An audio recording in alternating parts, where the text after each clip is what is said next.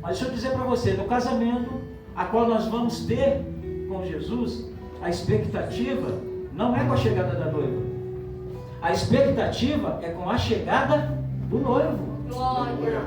Princípios espirituais que devem reger a vida da igreja, que devem reger a vida de todo crente. Princípios como amor, princípios como tolerância, princípios como santidade, princípios como disciplina e princípios como fervor. Porque esse dia tão esperado está agora mais perto de nós do que quando nós aceitamos a fé. Mas que nós possamos viver um avivamento espiritual. Porque a expressão que Paulo usa, a expressão despertar, ela vai indicar, tornar ativo aquilo que está inerte.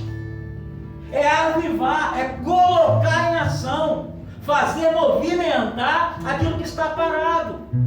Quando ele escreve, mesmo apóstolo Paulo, quando ele escreve lá aos Efésios, no capítulo 5, de número 14, o apóstolo Paulo diz, pelo que diz, desperta, ó tu que dormes, e levanta-te dentre os mortos, e Cristo te esclarecerá, Cristo te iluminará. Oh, glória! A ordem, queridos, portanto, é despertar. O sono espiritual não é lugar para mim, para você estarmos com Jesus às portas. O sono espiritual não é a posição ideal para a noiva do Cordeiro. E se eu fosse fazer um levantamento aqui para vocês do prejuízo que o sono espiritual traz à vida da pessoa, eu poderia citar para vocês diversas pessoas que dormiram. Vamos citar algumas que dormiram. Podemos mencionar Eli, o sacerdote. Eli, enquanto ele dormia, a lâmpada do templo de Deus ela se apagava. E o Senhor denunciava a Samuel a sentença sobre a casa de Eli. Ou seja, enquanto nós dormimos espiritualmente, a nossa casa se desmancha. Enquanto nós dormimos espiritualmente, a nossa casa se destrói e a sentença vem. Sansão, queridos, enquanto Sansão dormia no colo de Dalila, o seu cabelo ele foi cortado e o pacto que ele tinha com Deus era rompido. O sono espiritual nos impede de perceber quando a nossa aliança com Deus ela está sendo prejudicada. O sono espiritual nos impede de perceber quando a nossa aliança com Deus ela está sendo rompida. Nós não percebemos. Enquanto Saul dormia, a sua bila de água, a sua lança, ela era roubada e a sua túnica, ela foi cortada. Nós precisamos entender que nós estamos em campo de batalha, nós estamos em campo de peleja, e dormir coloca em risco as nossas reservas. Dormir expõe os instrumentos da nossa batalha. Enquanto Elias dormia, o anjo que estava em pé ao lado dele, se o anjo não o despertasse, Elias não teria presenciado o milagre da provisão divina para ele no deserto. Jonas, quem não conhece a história de Jonas? Enquanto Jonas dormia, o navio se despedaçava. E o detalhe da causa do problema do navio se despedaçar era Jonas, enquanto ele estava dormindo lá no porão. Deixa eu dizer algo para você nessa noite. Nós não podemos deixar que o mundo se desmanche em torno de nós, enquanto Deus está dizendo: desperta! Desperta, tu que dormes dentre os mortos! Nós somos muito bons de política, né? Às vezes você vai numa esquina e você vê uma galera falando sobre política, parece que o cara, sabe tudo de política. Você vai no outro bolinho, o assunto é esporte. O cara é técnico até da seleção brasileira, sabe tudo. Vai em assuntos diversos, pessoas opinando, dando diagnóstico, médicos, em ciências diversas. Mas nas questões espirituais, nos assuntos que envolvem a espiritualidade, nós estamos negligenciando. E o Espírito Santo está dizendo: já é hora de despertar do sono. Agora, o que significa despertar do sono? O que caracteriza um crente ou uma igreja que despertou e está vivendo esse despertamento? O que caracteriza um povo que compreende o discernimento do tempo e sai desse estado de parada, sai desse estado de estagnação? O que caracteriza para entrar em um nível de espiritualidade que nos levará a experimentar o que Deus tem para a nossa vida? Nós precisamos sair desse estado. E hoje eu quero falar isso com vocês. Quero falar um pouco sobre esse despertamento espiritual. Nós vamos analisar em que nível nós estamos. Porque às vezes nós achamos que nós somos muito espirituais, né? Às vezes nós oramos um pouco mais, oramos de madrugada, fazemos um jejum de 6, 12 horas e nos achamos muito espiritual. Fala aí, vira para o seu irmão, dá um sorriso, mas dá um sorriso bem bonito para ele, diga assim para ele, ó: você é luz. Fala para ele, você é luz. Em primeiro lugar, uma igreja que desperta, um crente que se desperta, ele resplandece como luzeiro. Em certo momento, o Senhor Jesus ali no Sermão do Monte, lá em Mateus no capítulo 5, Jesus ele diz assim: ó, vós sois o sal da terra. Se o sal se tornar insípido, com que se há de salgar? Para nada mais presta a não ser pisado pelos homens. Aí logo em seguida, Jesus ele diz assim: ó, vós sois a luz do mundo, e não se pode esconder uma cidade iluminada, edificada sobre o monte, nem se acende o candeeiro e o coloca debaixo da mesa. Quando Jesus menciona a igreja como luz do mundo, ele está dizendo claramente que nós somos referenciais. Você é referencial para o mundo. Você é referencial para o mundo. Aí de repente Jesus diz assim: ó, não se esconde uma cidade iluminada, edificada sobre o monte. O que Jesus estava dizendo? Ele estava dizendo: você não passa despercebido. E ele ainda complementa: não se coloca um candeeiro aceso debaixo da mesa. Ou seja, não se esconda. Faça a sua luz resplandecer. Para que se esconder? Você é luz.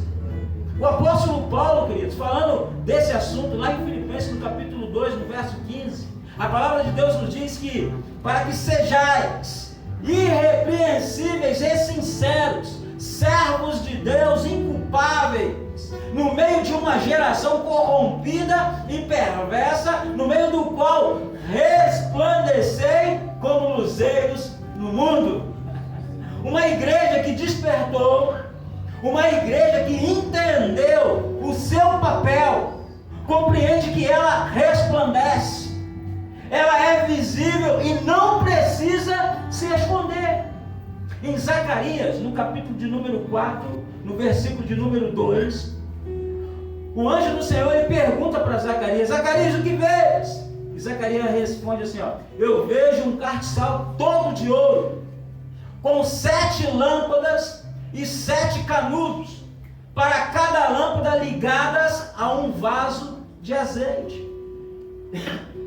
Zacarias ele estava tendo uma visão comum naquele tempo, que não é comum para nós, mas naquela época era comum, porque naquele tempo o castiçal ele era a lâmpada do templo. Lá em 1 Samuel, no capítulo 3, verso 3, era chamado de lâmpada de Deus, né? O castiçal, ele deveria manter aceso durante todo o tempo do serviço no santuário. E ele tinha 7 lâmpadas, que lá no Apocalipse se revela que elas representam os 7 Espíritos de Deus. E cada lâmpada, querido, era ligada por um canudo ao vaso de azeite. E aquele azeite era o azeite de primeira tiragem. lá da oliveira. Aquele azeite era o azeite de primeira qualidade. Ele era direcionado para o castiçal, para que as lâmpadas mantivessem acesa o tempo inteiro. E quando nós chegamos lá em Apocalipse, no capítulo 1, no verso 12 e verso 13, nós vamos encontrar quando o apóstolo João, ele está lá exilado na ilha de Patmos, e João diz assim, ó: eu ouvi uma voz como de trombeta, que falava comigo, e eu virei para ver aquele que falava. Aí João pega e diz assim, e aquele que eu vi era semelhante aos filhos dos homens, e tinha o cabelo branco como a branca lã, como a neve, e os teus olhos eram como chama de fogo, e o seu rosto resplandecia como o sol na sua força, e a sua língua era como espada afiada de 2 gumes, e a sua voz como multidão de muitas águas. E ele vestia uma veste talar resplandecente, e tinha um cinto de ouro puro e à altura do peito, e os seus pés eram como um latão reluzente saindo da fornalha. Aí João ainda vai dizer, eu caí aos seus pés como morto, mas ele me tocou com a sua mão direita e disse, não temas, eu sou aquele que foi morto, mas estou vivo pelos séculos dos séculos, e tenho nas mãos as chaves da morte e do inferno. Aí o Senhor diz assim para João no verso 18, eis o mistério dos 7 castiçais que viste. Os 7 castiçais são as igrejas da Ásia Menor.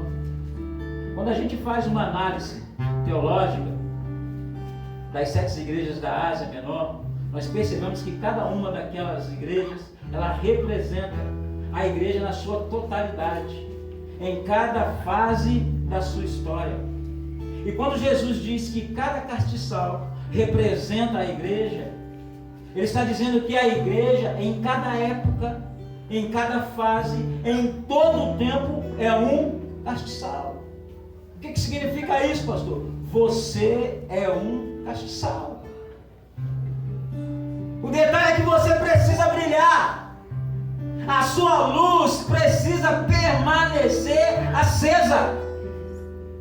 Não pode haver nada em você que possa obstruir o fluir do azeite, porque você é luzeiro, você é luz, você tem que resplandecer, você é uma cidade iluminada, você é lamparina, você é luz de Deus na terra, e Ele está contando com você, Ele está contando com você para que pessoas contemplem o caminho do Evangelho, amém não?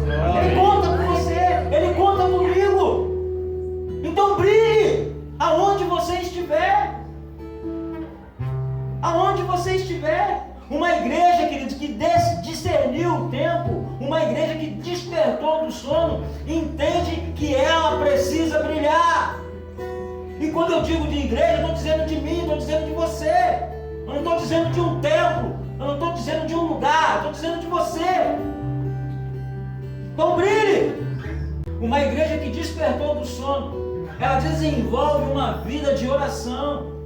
Uma igreja que discerniu o tempo, ela não faz da oração um lanche, mas ela faz da oração um banquete. John Wesley, um grande avivalista do Reino Unido, ele dizia que a oração é o oxigênio da alma. Amém não? Pode isso, viu?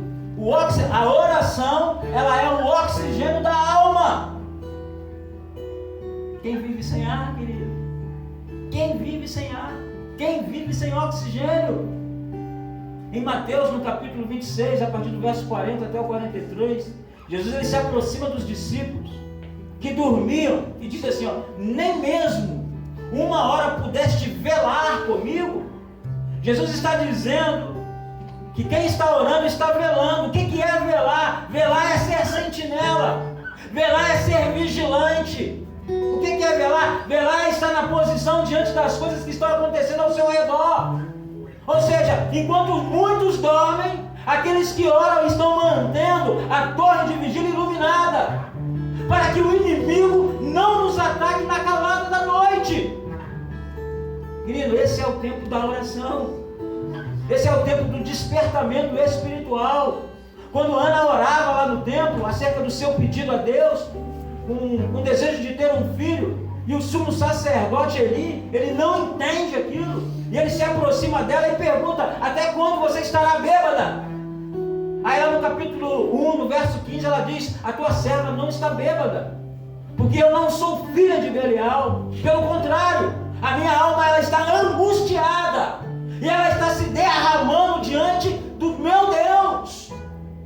Querido, isso é tão poderoso na Bíblia, tão poderoso, que o Salmo 55, no versículo de número 17, o salmista diz que à tarde, pela manhã e à madrugada eu me levantarei e clamarei ao Senhor, e Ele me ouvirá a minha voz.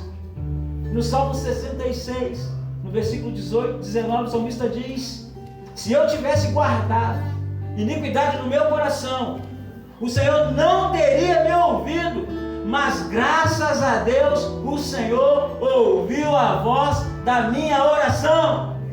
Salmo 32, verso 5, quando o Senhor me disse a mim: buscai a minha face, e o meu coração disse a ti: a tua face, Senhor, eu buscarei. No Salmo 109, o salmista diz: em troca do meu amor, os meus inimigos armam contra mim, mas eu faço uma oração. Em Jeremias, no capítulo 33, verso 3, a palavra de Deus diz: clamas a mim, e responder-te-ei, e anunciar-te-ei coisas grandes e firmes que ainda não sabes. A oração, queridos, a oração ela é tão segura, que João ele tem uma visão, e na visão de João ele vê quando um ser vivente se move diante do trono, e ele pega uma taça cheia de incenso, e João diz que aquele ser vivente chegou diante do altar com aquela taça e derramou incenso sobre o altar.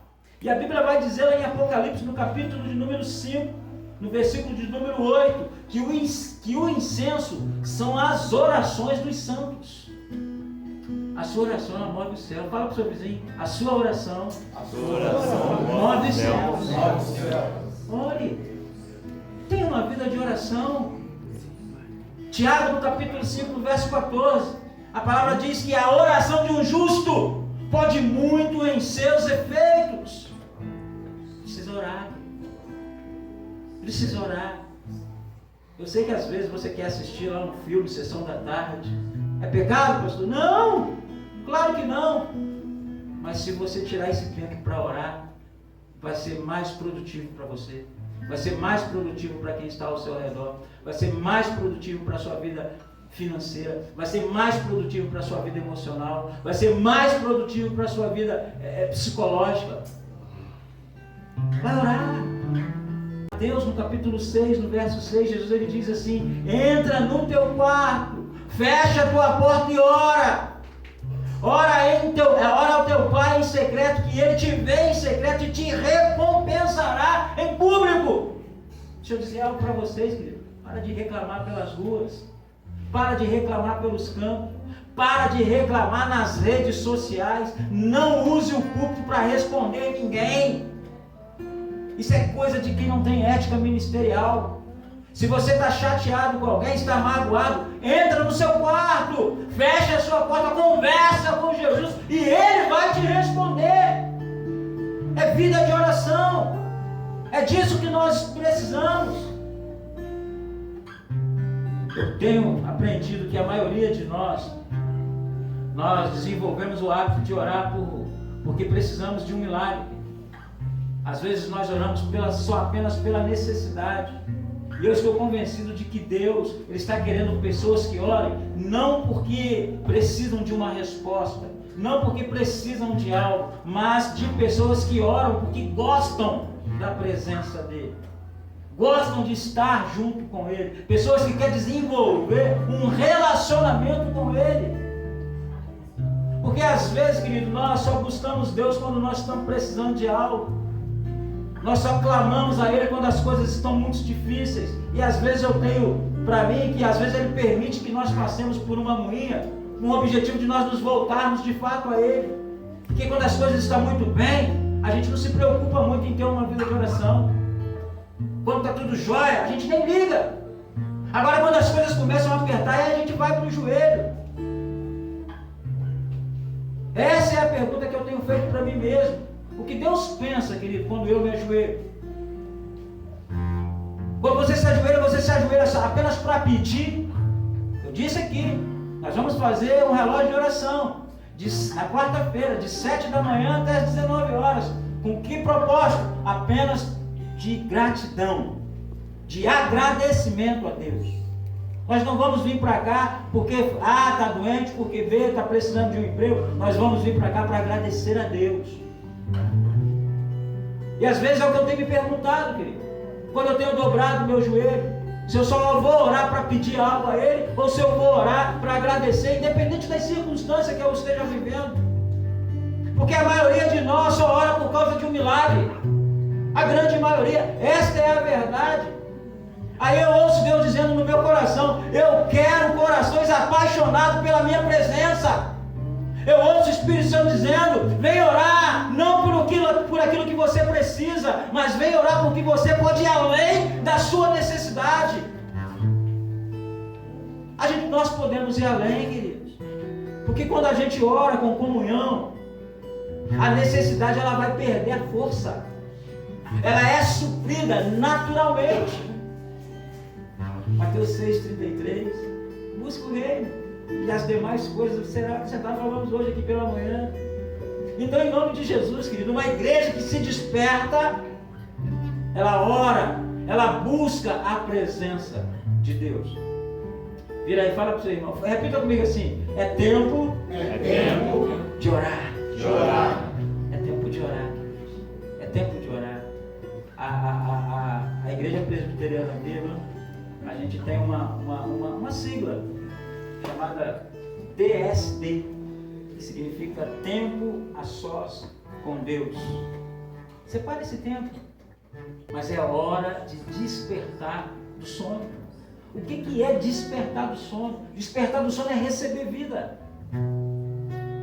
Repita comigo: receber vida. Isso é despertar do sono. Em Ezequiel, no capítulo 37, o profeta ele tem uma visão. E na visão ele vê um vale de ossos secos. Na verdade ele diz que estavam sequíssimos. E o Senhor pergunta para ele assim: ô filho do homem, esses ossos poderão viver? Aí Ezequiel ele responde: Senhor, tu sabes. Aí o Senhor diz para ele: então profetiza sobre esse vale de ossos secos e diz-lhe a minha palavra. E diz-lhe assim: diz o Senhor: eis que eu enviarei carne e pele sobre vós, e nervos sobre vós, e vivereis. Aí Ezequiel ele diz assim: ó, eu profetizei conforme o Senhor me ordenara, e enquanto eu profetizava, houve um barulho, um ruído, e eis que se fez um rebuliço forte, e cada osso saía do seu lugar e encaixava ao seu osso, e o esqueleto foi formado, e veio carne, e pele, e nervos, mas o espírito não estava neles. E aqui é o grande problema. Por quê? Porque o espírito não estava neles. Porque um vale de ossos secos não causa maiores dificuldades porque está seco. Mas um vale de mortos, ele vai entrar em estado de putrefação. Ele vai apodrecer, ele vai cheirar mal. Tem muita gente, tem muita igreja, tem muita confissão de fé que é um vale de ossos. Tem boa aparência, tem músculo, tem carne, tem nervo, mas está morto.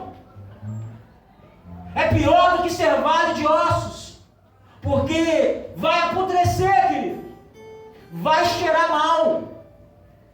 Mas aí o Senhor ele olha para Ezequiel e ele pergunta: filho do homem, esses ossos poderão viver? Ezequiel responde: Senhor, tu sabes. E o Senhor diz a Ezequiel: profetiza, filho do homem, profetiza ao Espírito. Diz: vento do Espírito, e vem dos quatro cantos e assopra sobre esses mortos. E Ezequiel diz: eu profetizei, e o vento do Espírito entrou neles, e se levantaram, e era um exército muito numeroso que entrou na cidade. Aleluia! Querido, quando o vento da vida sopra em nós saímos da morte espiritual. Quando o vento do Espírito sopra em nós, a mortandade vai. E o extraordinário disso é que o vale de ossos secos, ele se transforma em um grande exército. Quando você está morto, toda a sua força para. Agora, quando você ressuscita pelo Espírito, você é um exército. O que o Senhor está querendo fazer com a sua igreja no Brasil nesses dias, nesse tempo? Ele quer fazer dela um grande exército que se posiciona na cidade, um grande exército que influencia as cidades. Este é o tempo, esta é a hora de toda a morte espiritual sair, do pecado ser abandonado, porque o Espírito de Deus quer me levar, quer te levar a uma outra dimensão de vida espiritual, a um lugar mais elevado. É isso que Ele quer. Aonde está a vida do Espírito Santo, querido? Em nós. Aonde que está? Como nós estamos?